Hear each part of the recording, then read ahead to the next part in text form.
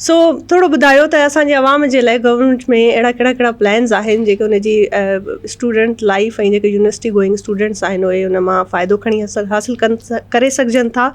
ऐं उन खां अलावा उन्हनि जी स्कॉलरशिप्स जेके दुनिया में अक्सर ईअं हूंदो आहे त फुली फंडिड स्कॉलरशिप्स हूंदियूं आहिनि, असां वटि बि आहिनि। मां अक्सर ॾिठो आहे त सिंध गवर्नमेंट काफ़ी ऑफर कंदी आहे पर ख़बर न पवंदी आहे आवाम खे।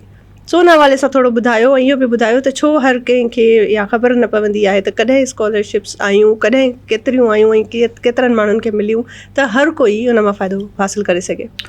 पाण इन शइ में तस्लीम कयो आहे त वाक़ई सिंध हुकूमत स्कॉलरशिप्स त ॾिए थो पर माण्हुनि ताईं शायदि उहा ख़बर पए नथी।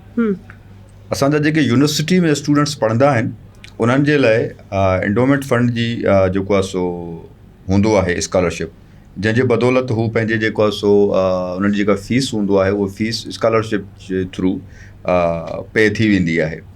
उन खां अलावा असां मुख़्तलिफ़ स्कॉलरशिप्स जेके ये मिसाल तव्हांखे ॿुधायां थो, हाल ई में चेयरमैन बिलावल भुट्टो ज़रदारी ऐं CM सिंध मुराद अली शाह ऑक्सफर्ड्स वञी उते उन्हनि सां MOU साइन करे आया आहिनि, जंहिंमें हर साल 3 खां 4 ॿार जेके असांजा गर्ल एंड बॉय, 3 छोकिरियूं 3 छोकिरा, उहे उन्हनि जी टेस्ट थींदी आहे। टेस्ट थियण खां पोइ उन्हनि खे ऑक्सफर्ड में ऐं 3-4 ॿियूं यूनिवर्सिटियूं आहिनि उन्हनि में फुल फंडिड स्कॉलरशिप उहे ॿार उते वञी हर साल हा उते वञी जेको आहे सो पढ़ाई कनि था। उन खां अलावा असां चाइना में अलॻि असांजो जेको आहे सो खोड़ सारा स्टूडेंट्स स्कॉलरशिप जे थ्रू वञनि था। मुख़्तलिफ़ मुल्कनि में सिंध हुकूमत जे स्पॉन्सर थी करे असांजा खोड़ सारा स्टूडेंट्स स्कॉलरशिप हासिलु कनि था। पर तव्हांजी ॻाल्हि इहा सही आहे त इन शइ खे असां सभिनी खे घुरिजे त इन शइ खे हाईलाइट करणु खपे। असांजा जेके बि हींअर अल्हम्दुलिल्लाह जेके सिंध में पढ़ंदड़, सिंध जे तइलीमी इदारे में पढ़ंदड़ स्टूडेंट्स आहिनि, उन्हनि खे पंहिंजे पंहिंजे जामियात में काफ़ी सारियूं उहे शयूं मुहैया कयूं थियूं वञनि जंहिंमें उन्हनि जी तइलीम में बहितरी अचे थी ऐं उन्हनि खे मदद पिणु मिले थी।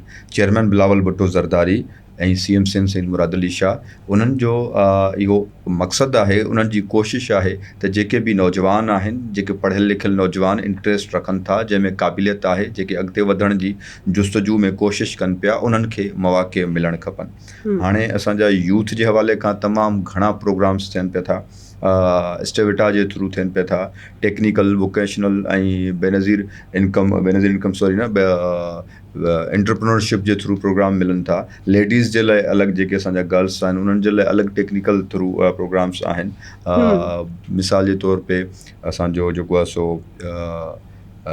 खोड़ सारा प्रोग्राम्स आहिनि, मुंहिंजे हींअर कुझु प्रोग्राम ज़हन में नथा अचनि, त बहितर तरीक़े सां कमु हले पिए थो ऐं अल्हम्दुलिल्लाह मूंखे उमेद आहे, यकीन आहे त इंशाअल्लाह ताला असांजो जेको नौजवान तबिको आहे उहो बहितर फ़ाइदो वठी करे पंहिंजे तइलीम खे अॻिते वधाईंदा।